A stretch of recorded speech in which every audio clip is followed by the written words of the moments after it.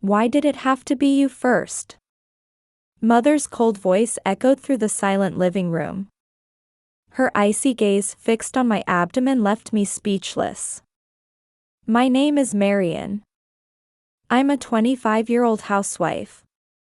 My sister Tara is 3 years older than me and has always been Mother's favorite. Until the day I came home to announce my pregnancy, I had hoped my relationship with Mother would improve, even just a little. I believed that the birth of her first grandchild might help heal our long-standing conflicts. When I visited my parents' house with my husband Warner, my sister Tara was the first to greet us.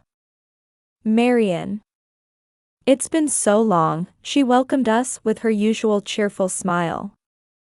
Father was out for work but would be back soon. Mother's face was clearly tense when she first saw me. However, as soon as she noticed Warner, she put on a fake smile. Oh my, I don't have anything prepared for your visit. Just wait a moment, she said, heading to the kitchen to bring out homemade cookies. They were all sugar-laden sweets. Mother knows I don't care for sweet things. When we announced our marriage, Warner had mentioned he liked sweets, and she remembered this, saying with exaggerated concern, "Oh, that's right, Marion doesn't like sweet things, does she?" I'm sorry, while smiling at my husband. Warner tactfully replied, "Who I'm eating with matters more to me than what I'm eating." Mother just responded with a short "I see" and sat down on the sofa. Once everyone was seated, I took a deep breath. We came today because we have something important to tell you, I began, and Mother's eyes flashed sharply for a moment. Actually, I'm pregnant. A heavy silence fell over the living room. Tara was the first to react, congratulating me with a beaming smile. "Marion, congratulations." Meanwhile, Mother's expression grew increasingly dark. Warner stood up and stepped outside to take a work call. Tara headed to the kitchen to make tea. The moment I was alone with Mother, her expression changed completely. Why did it have to be you first? Mother's voice trembled with suppressed anger. Before I could answer, she continued, "The first grandchild should have been Tara's. Someone like you." What happened next was completely unexpected. Mother suddenly stood up and kicked me hard in the stomach. The pain was intense, and I couldn't help but scream. "Mother, stop." I heard Tara's scream. She had returned from the kitchen and witnessed Mother's assault. "Marion." Warner came running in. I remained curled up on the floor, enduring the severe pain. Tara immediately called an ambulance, while Warner supported me and glared at Mother. Mother calmly started making excuses. "Why are you making such a fuss? She just bumped into the dresser herself." However, Tara exploded in anger. "Mom, I saw you. You kicked Marion in the stomach." As the ambulance sirens approached, I was barely maintaining consciousness. Warner held my hand, whispering, "It's okay, I'm here with you." Tara was crying while restraining Mother. "What if something happens to the baby?" Tara's scream echoed as the paramedics arrived. As they lifted me onto the stretcher, I could feel Mother's cold stare. In those eyes, I saw concentrated all the hatred she had directed at me over the past 25 years. Tara accompanied me during the ambulance ride to the hospital. Holding my sister's hand, I thought that perhaps it was time to finally end my relationship with Mother. Warner said he would follow in his car and saw us off. In the ambulance, Tara apologized repeatedly. "I'm so sorry, I never noticed." I realized anew how much support my sister had been to me all these years. The ambulance continued its journey to the hospital, bathed in the glow of street lights. Lying in the hospital bed, I recalled memories from my childhood. When did Mother start treating Tara and me so differently? I can't remember exactly when it began, but it seems like it was before I was old enough to understand. Mother was the local beauty queen and still maintains her beautiful appearance today. Tara looks just like her, and whenever neighbors would say, "You're Patricia's daughter, aren't you?" Mother would beam with pride. But I, who took after father, was always Mother's disappointing daughter. I still vividly remember one Christmas morning when I was 8 and Tara was 11. Beautifully wrapped presents were arranged under the tree. When Tara opened her box, inside was a trendy brand name dress. Mother smiled and said, "It's perfect for Tara. She is my daughter, after all." Then it was my turn. When I opened my box, inside were simple jeans and a t-shirt, probably bought on sale at Walmart. "These suit you better, Marion." At Mother's words, my young self could say nothing. It wasn't just clothes. Even food portions were different. While Mother would urge Tara, "You can eat more, can't you?" offering her homemade desserts, she would restrict my portions, saying, "Marion, if you want to maintain that figure, that should be enough, don't you think?" The gap widened even more during our teenage years. Tara was popular at school and became captain of the cheerleading squad.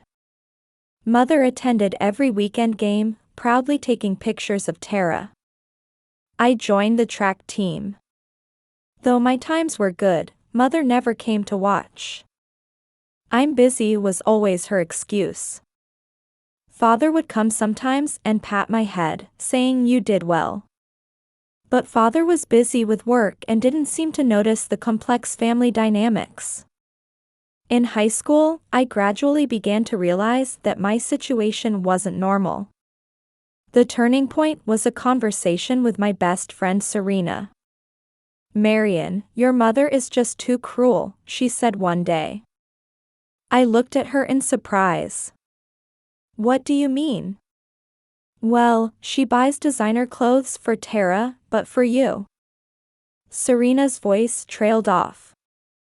My mother would never discriminate between her children like that. Those words made me understand for the first time that my family wasn't normal. At the same time, I knew Tara wasn't aware of my situation.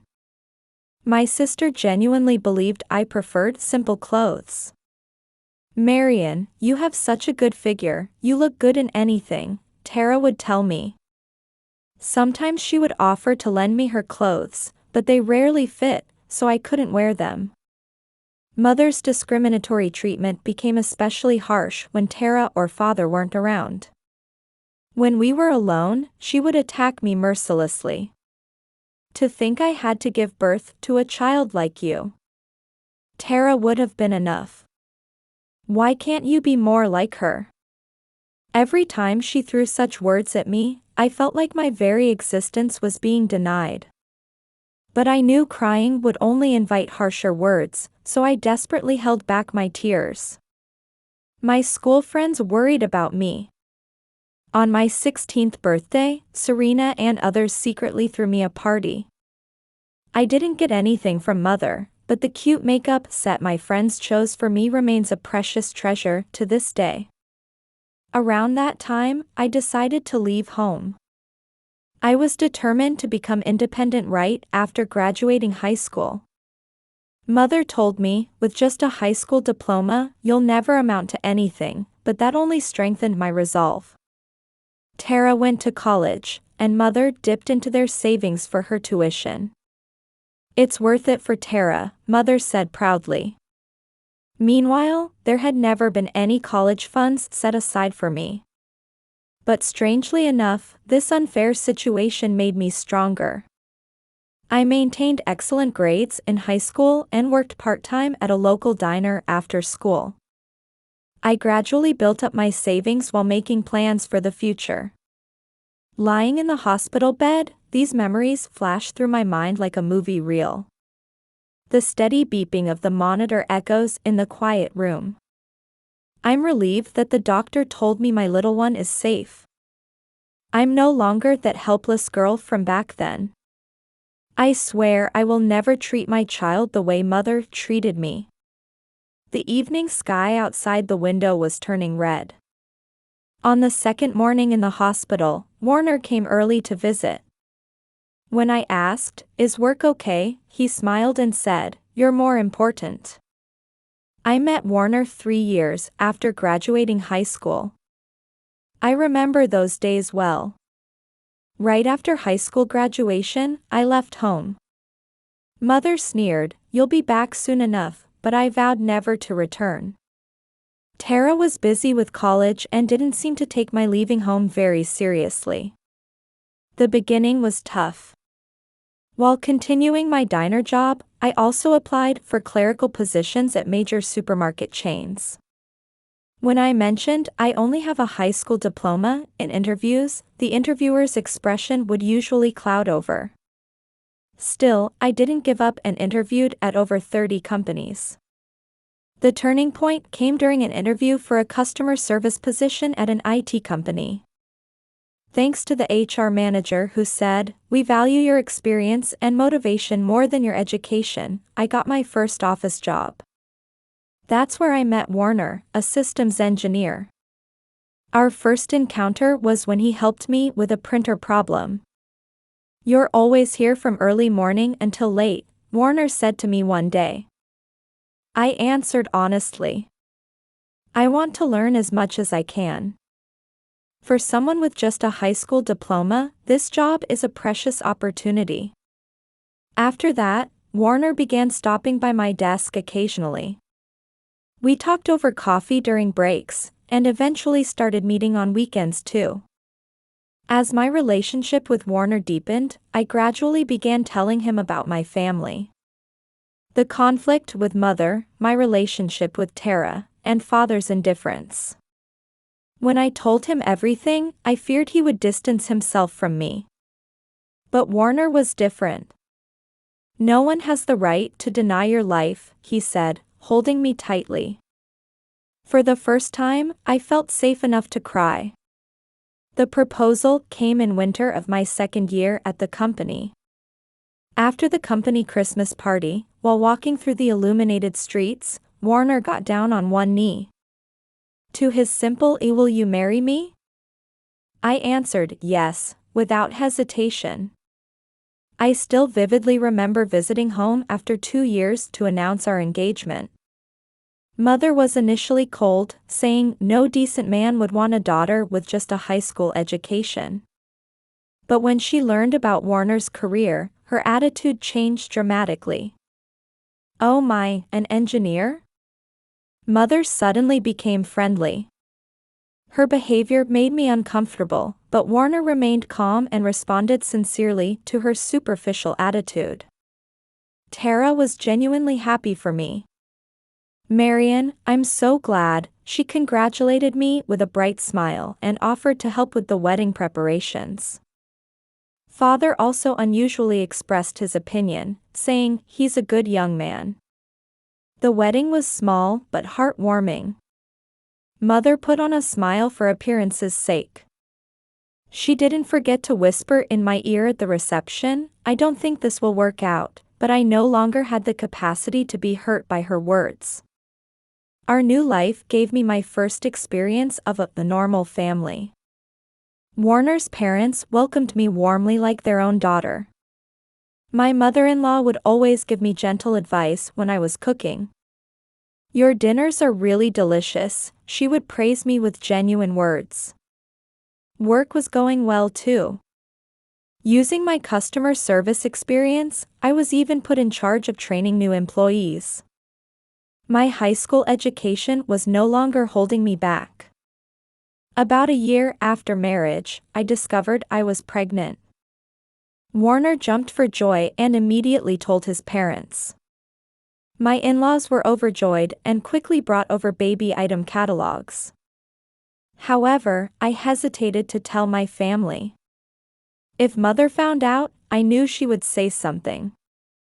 Still, a small part of me hoped that the baby might change my relationship with her. That hope lingered in a corner of my heart. "I'll go with you," Warner said. We contacted Tara beforehand and set the date. That day now feels like a nightmare as I lie here in this hospital bed. The faint fragrance from the bouquet Warner left in the hospital room drifts over. His words, "It's our turn now," touched my heart deeply. Regardless of mother, I have my loving husband and our baby who will arrive soon.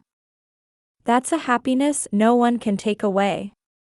"Ma'am, it's time for rounds," the nurse's voice brought me back to reality. As the monitor continued its quiet beeping, I let out a deep sigh. The choices ahead won't be easy. But there's no going back now. There's a small fracture in the bone, but fortunately, there's no effect on the fetus.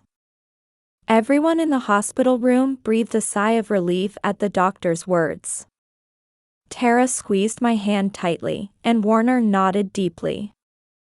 However, the relief didn't last long. The door opened, and Father entered with Mother.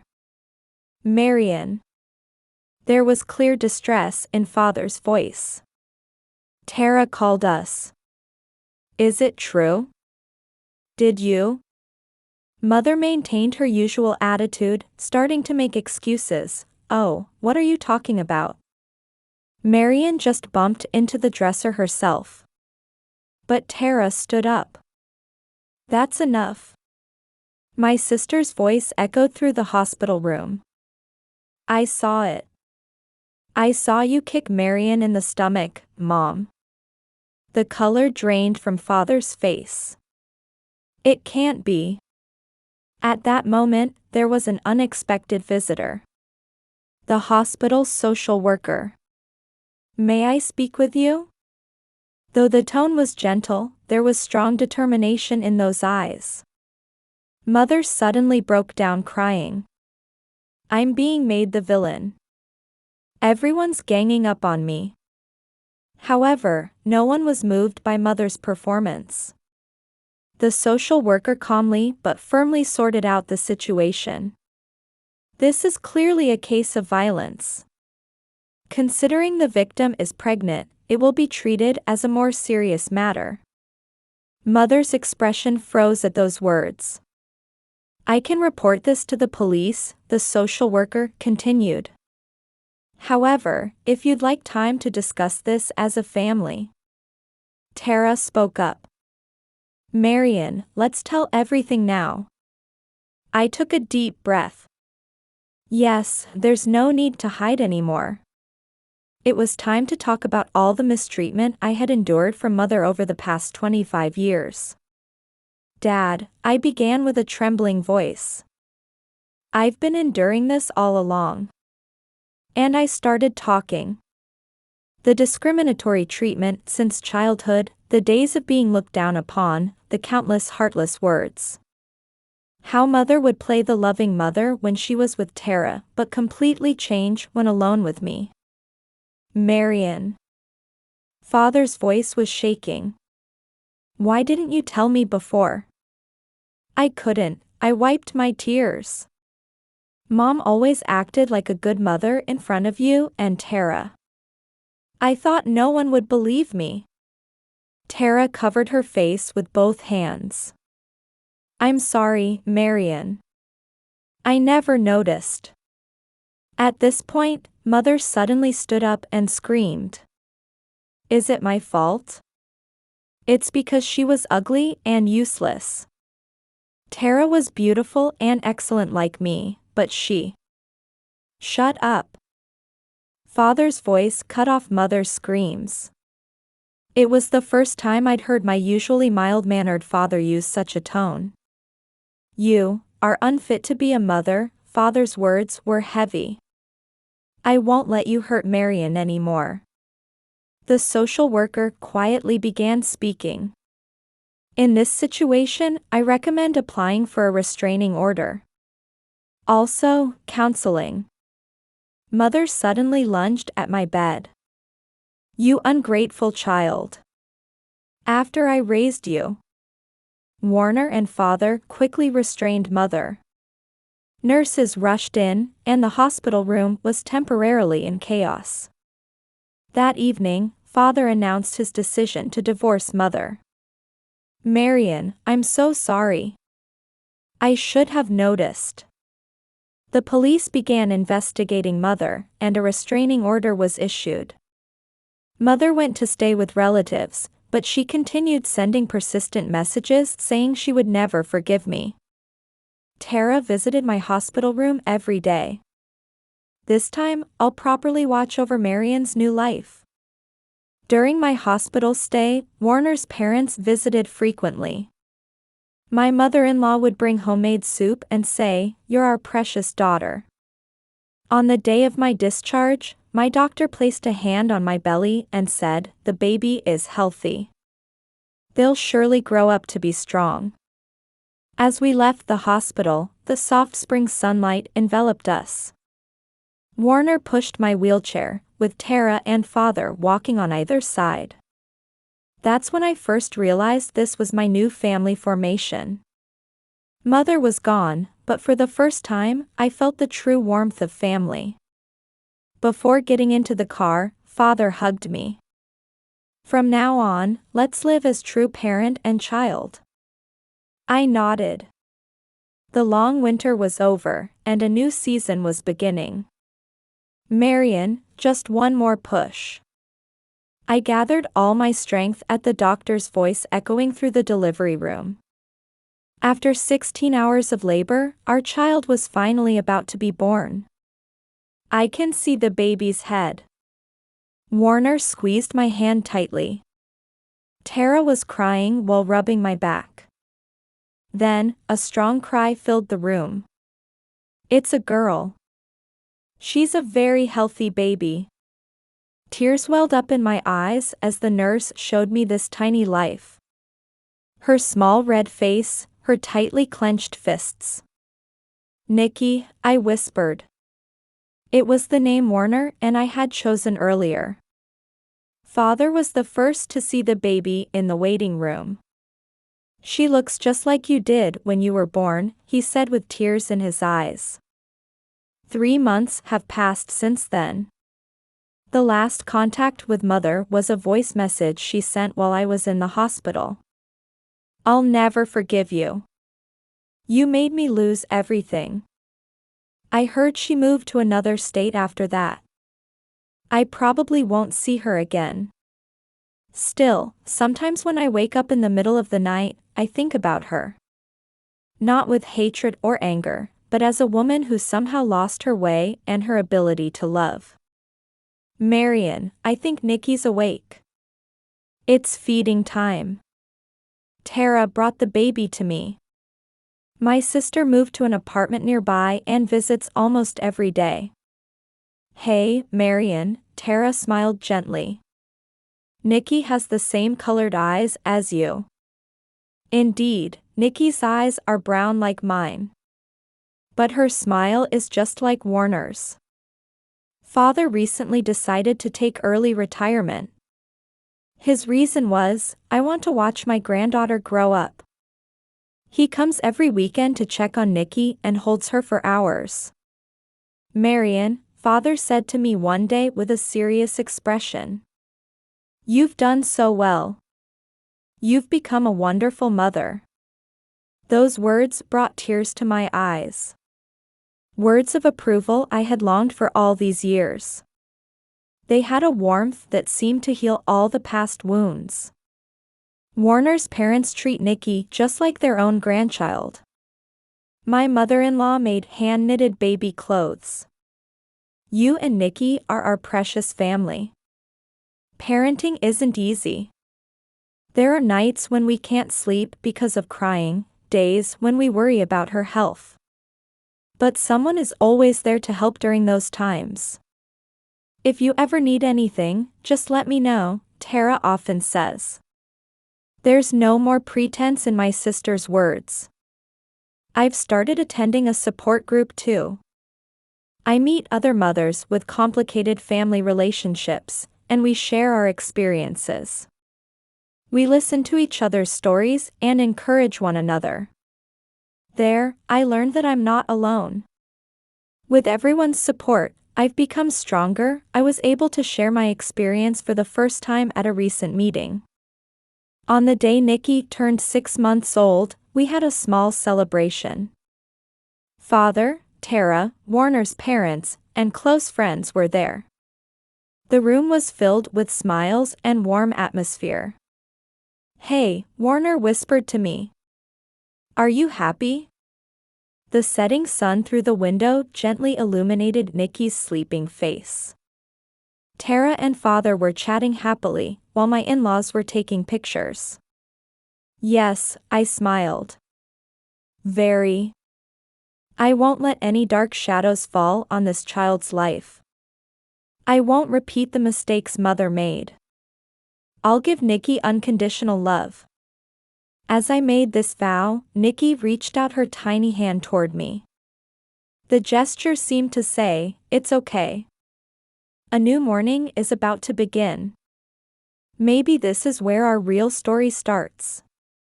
Outside the window, the spring breeze was gently swaying the trees.